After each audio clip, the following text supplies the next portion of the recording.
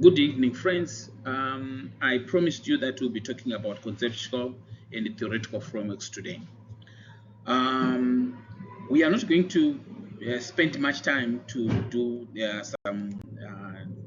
some definition of terms. This is mainly to give you just the tricks and tips. And why theoretical framework? That's the first question. It acts as a lens to view your problem or to see your problem. Consider that you are using two glasses, one reading glasses and sunglasses. When you are wearing sunglasses, you see things differently from the view that you see when you are wearing your reading glasses. That's what we are basically saying with the lens. So different theory, different theoretical framework or conceptual framework will make you see things differently. And what is the difference between a theoretical framework and a conceptual framework? First of all, a conceptual framework is a synthesis of relevant concept, different concept. It's not a theory, different concept that you synthesize together to come out with an idea or to come out with a concept that will guide your study. And it is also limited to a specific research problem. You can't apply a conceptual framework from one study to another.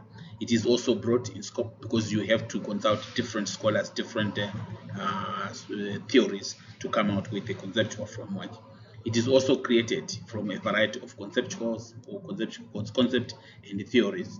You can also have a conceptual framework that is made of concept and theories at the same time. I'll show you one example of that in the next slide. It is also allocated in both quantitative and qualitative. Most of the scholars might tell you that no, a conceptual is only for qualitative.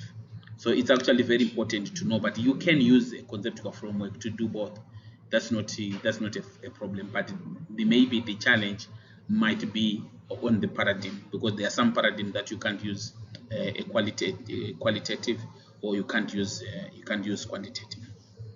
So a theoretical framework application of a theory. This is real a theory. Think of your field of study. If you think of education, we can think of Piaget. We can think of Chomsky. Those are the theories. You can think of B.F. Skinner. You can think of Nelson Ventura.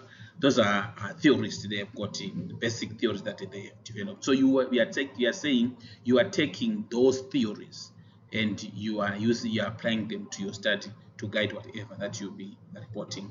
Wider application beyond the current research problem and context. You can use it anywhere. You can use it in different studies, because these are proven piece of work, proven theories that you can use from one study to another study, one study to another study.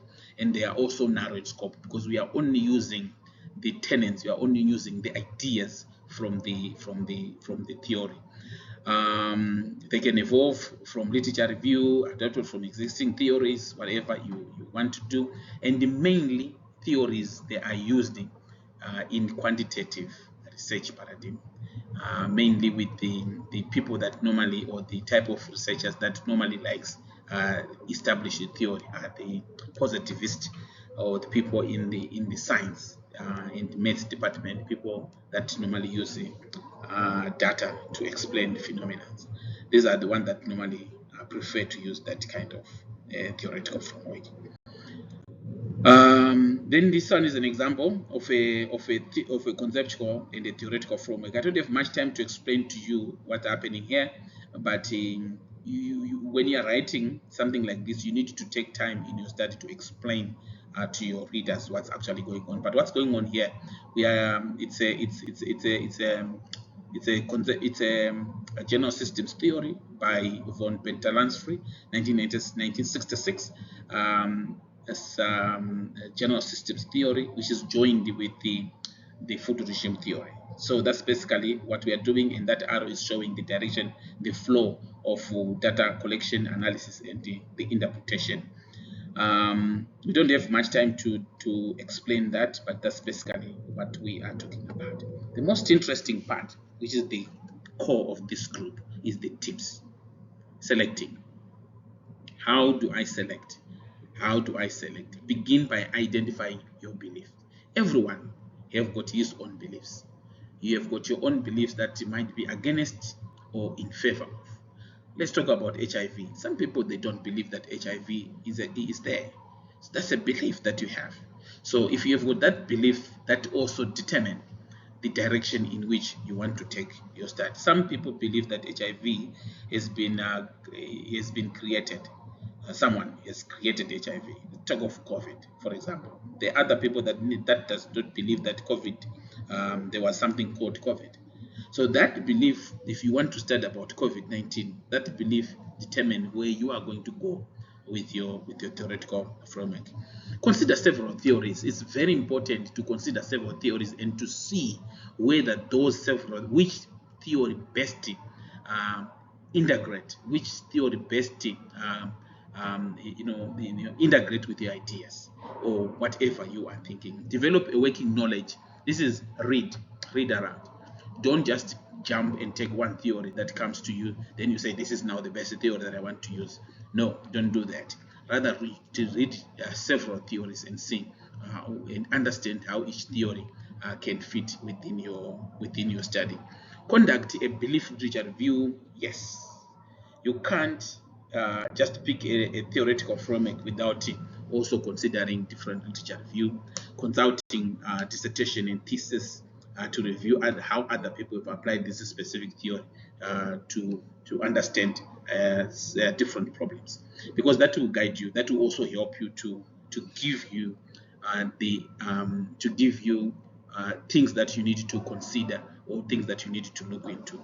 Consider argument that opposes your beliefs. Wow, this is one very important. If, for example, you can think that COVID never existed, but consider also the argument that COVID existed, because that will also help you to crush, or that will also help you to broaden your study and to think. Then select one theoretical framework that provides a solid description to your reader. If it's your supervisor, the supervisor should agree with you that this is the best lens in which we are viewing the problem. Which discipline would the theory be applied to? Don't just take a different discipline. And it's also good in a way to apply different theories from different discipline from to another discipline. But you need to make sure that these disciplines, they are actually when you take this theory, it actually going in well. It's fitting well to your study. But it's very, very important that you make sure that the theory that you're choosing is not is the right fit for your problem. Is the theory an appropriate fit? We talked about that, of your research methodology. And it's not only the methodology. When you're talking about methodology, we are talking of data analysis, we are talking about paradigms, we are talking about the questions that you're gonna select. We are also talking about the problem itself, the purpose itself, the significance of itself. So it's very important for you to make sure that when you are considering all that, whether your theory is a right fit to your methodological plan, you are also including all that. If it does not fit, then it's not the right theory. Then how big is the theory? Don't choose a theory that is too narrow. Rather, go for a theory which has been developed, a theory which has been used by so many scholars. Then how do I make sure that I pick the right theory? All that I have discussed, or that I have said previously, also applies. But these are some of the points that you can also think about. Can the theory be used in conjunction with research questions? We talked about that. How does the theoretical framework inform your literature review? A good theoretical framework will form the biggest part of your literature review. If you see that in your literature review you never mentioned anything to do with a literature review, then that is not a good theoretical framework. For example, when someone is studying about phonological processing or auditory processing in language acquisition or or language development or literacy development, you discover that the phonological will become your theoretical framework. And most of your literature review are around the phonological or if you decide to go on the auditory process cognitive side, then you discover that the auditory part becomes will form the majority of your literature review. Does the data analysis plan utilize the code? Yes. What we are saying is, if you are going to use a questionnaire to collect data, we need to see your theoretical framework within your questionnaire without you telling us or without you mentioning it out. It's very important, and that also leads to the conclusion. That also lead to the conclusion of your findings. We want to see the conclusion. Your conclusion should marry well or should integrate well with your theoretical framework. So basically, that's what it is with theoretical and the conceptual framework. It is about it. You need to make sure that you choose the right theoretical framework. Don't forget that, and your theoretical framework should guide your research, your research methodology.